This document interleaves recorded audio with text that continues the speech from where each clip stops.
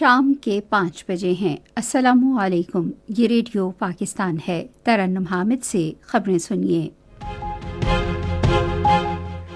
اہم خبروں کا خلاصہ۔ وزیر اعظم آذربائیجان کے 2 روزہ سرکاری دورے پر آج لاہور سے روانہ ہو گئے۔ وزیر خزانہ نے آئندہ بجٹ میں تنخواہ دار طبقے کو ریلیف فراہم کرنے کا اعلان کیا ہے۔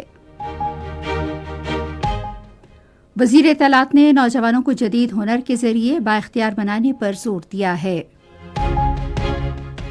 اور دبئی میں ICC چیمپئنز ٹرافی میں پاکستان اور بھارت کے درمیان میچ جاری ہے۔ اور اب خبریں تفصیل کے ساتھ۔ وزیر اعظم محمد شہباز شریف آذربائیجان کے 2 روزہ سرکاری دورے پر لاہور سے روانہ ہو گئے۔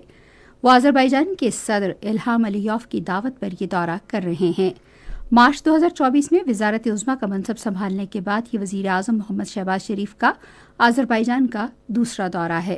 نائب وزیر اعظم اور وزیر خارجہ محمد اسحاق ڈار، وفاقی وزراء جام کمال خان، عبدالعلیم خان، چودھری صالح حسین، عطا اللہ تارڑ اور خصوصی نمائندے طارق فاطمی وزیر اعظم کے ہمراہ ہیں۔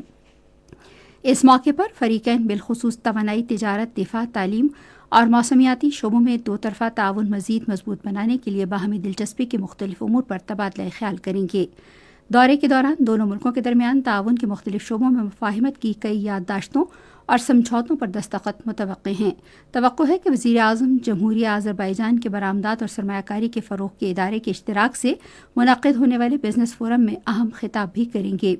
پاکستان اور آذربائیجان کے درمیان باہمی مفاد، اعتماد، مفاہمت اور تعاون پر مبنی دیرینہ برادرانہ تعلقات قائم ہیں۔ وزیر اعظم کا دورہ آذربائیجان کے ساتھ پاکستان کے تعلقات کو مزید مضبوط بنانے، وسیع تر اقتصادی اشتراک کے عمل کو فروغ دینے اور مشترکہ ترقی کے لیے شراکت داری کی نئی راہیں تلاش کرنے کے پختہ عزم کی عکاسی کرتا ہے۔ وزیر خزانہ محمد اورنگزیب نے آئندہ بجٹ میں تنخواہ دار طبقے پر مالی بوجھ کم کرنے کے منصوبوں کا اعلان کیا ہے۔ انہوں نے آج لاہور میں صحافیوں سے گفتگو کرتے ہوئے کہا کہ ملک کی اقتصادی ترقی میں نجی شعبے کا کردار انتہائی اہمیت کا حامل ہے۔ ان کا کہنا تھا کہ زر مبادلہ کے ذخائر میں بتدریج اضافہ ہو رہا ہے۔ وفاقی وزیر نے تعمیراتی صنعت کی معاونت کے حکومتی عزم کا بھی اظہار کیا۔ انہوں نے یقین دلایا کہ ریئل اسٹیٹ کے شعبے میں کسی قسم کی سٹہ بازی نہیں ہو رہی۔ محمد اورنگزیب نے کہا کہ بجٹ کے حوالے سے تاجر رہنماؤں کے ساتھ مشاورت کا سلسلہ شروع ہو گیا ہے۔ انہوں نے کہا کہ معیشت کی بنیاد رکھ دی گئی ہے اور ہم پائیدار ترقی کے حصول پر توجہ دے رہے ہیں۔ انہوں نے کہا کہ کرنسی میں استحکام، پالیسی ریٹ میں کمی اور اسٹاک ایکسچینج میں تیزی ملک کی معاشی صورتحال بہتر ہونے کی علامت ہے۔ وزیر اطلاعات عطا اللہ تارڑ نے نوجوانوں کو تعلیم اور ٹیکنالوجی کے ذریعے بااختیار بنانے کی اہمیت پر زور دیا ہے۔ انہوں نے آج لاہور میں یوتھ کانفرنس سے خطاب کرتے ہوئے کہا کہ ملک کی آبادی کا تقریباً 60% حصہ نوجوانوں پر مشتمل ہے اور ترقیاتی عمل میں ان کا کردار انتہائی ضروری ہے۔ وفاقی وزیر نے دانش اسکولوں کا حوالہ دیتے ہوئے کہا کہ ہزاروں غیر مراعات یافتہ طلبہ معیاری تعلیم کی بدولت اہم عہدوں پر فائز ہو گئے ہیں۔ انہوں نے کہا کہ ہونہار طلبہ کو لاکھوں روپے کے وظائف بھی دیے جا رہے ہیں۔ وفاقی وزیر نے مسلم لیگ نون کی حکومت کی لیپ ٹاپ اسکیم کی تعریف کی، جس سے کورونا وبا کے دوران طلبہ گھر سے کام کرنے کے قابل ہوئے اور معیشت تباہی کا شکار ہونے سے بچ گئی۔ عطا اللہ تارڑ نے تخلیق پاکستان کی اہمیت سے نوجوانوں کو روشناس کرانے کی ضرورت پر بھی زور دیا۔ پاکستان کی ترقی میں نوجوانوں کے کردار پر روشنی ڈالتے ہوئے وفاقی وزیر نے کہا کہ نوجوان تحریک پاکستان کا اہم حصہ تھے اور اب ملک کی ترقی میں اپنا کردار ادا کر رہے ہیں۔ حماس نے فلسطینی قیدیوں کی رہائی ملتوی کرنے کے اسرائیل کے فیصلے کی مذمت کی ہے۔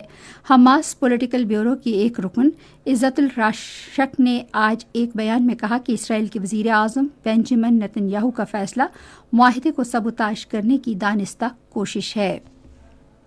دبئی میں ICC چیمپئنز ٹرافی کے 5ویں میچ میں پاکستان نے بھارت کے خلاف اب سے تھوڑی دیر پہلے تک 38 اوورز میں 175 رنز بنائے تھے اور اس کے 5 کھلاڑی آؤٹ ہوئے تھے۔ اس سے قبل پاکستان نے ٹاس جیت کر بیٹنگ کا فیصلہ کیا۔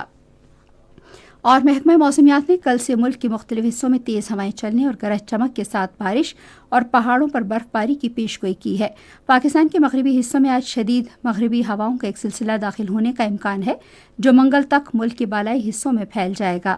منگل سے ہفتے تک شدید بارش سے خیبر پختونخوا اور کشمیر کے نشیبی علاقوں میں سیلاب آنے کا خدشہ ہے۔ خیبر پختونخوا، گلگت بلتستان، کشمیر، مری اور گلیات کے پہاڑی علاقوں میں مٹی کے تودے گرنے کے واقعات بھی پیش آ سکتے ہیں۔